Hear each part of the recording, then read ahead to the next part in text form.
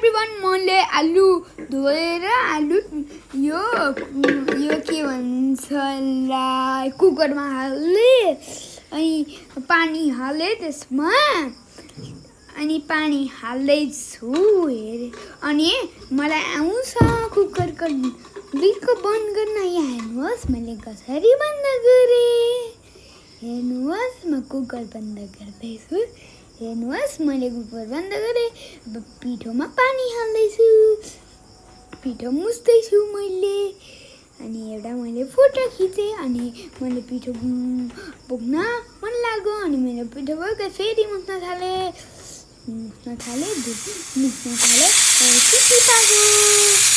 City पाकिरहेछ।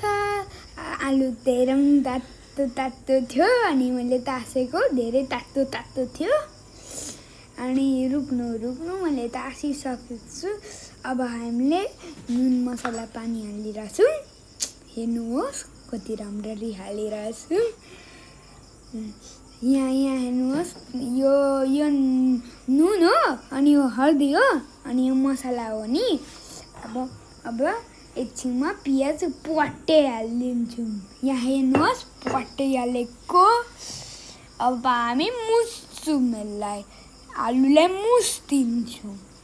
आलुलाई मुछेपछि हामी बेल्छौँ परोठा अनि बेलिरहेछौँ हामीले परोठा। हेर्नु कति राम्ररी बेलिरहेछौँ। म घुमाएर बेच्छु पुमाएर बेच्छु। अनि मैले यो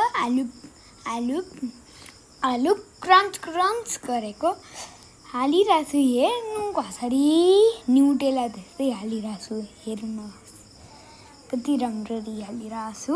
हेर्नुहोस् कति राम्ररी धेरै राम्ररी हालिरहेको छु। एकदम धेरै राम्ररी। अनि अनि रोटी उठाएँ मैले। हेर्नुहोस् कति राम्ररी उठाएँ।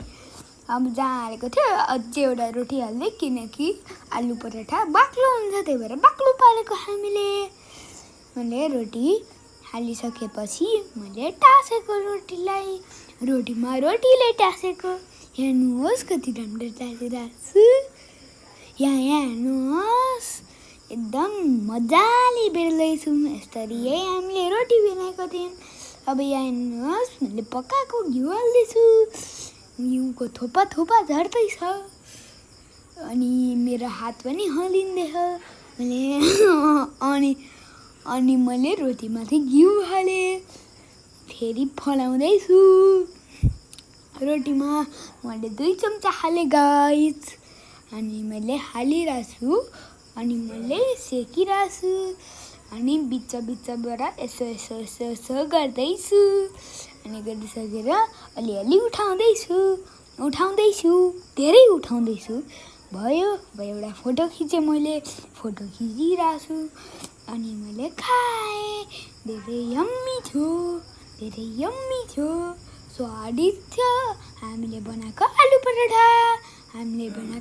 पराठा। मेरो कमेडी कस्तो लाग्यो? Bye bye, see you, tata, good night and all everyone, bye by.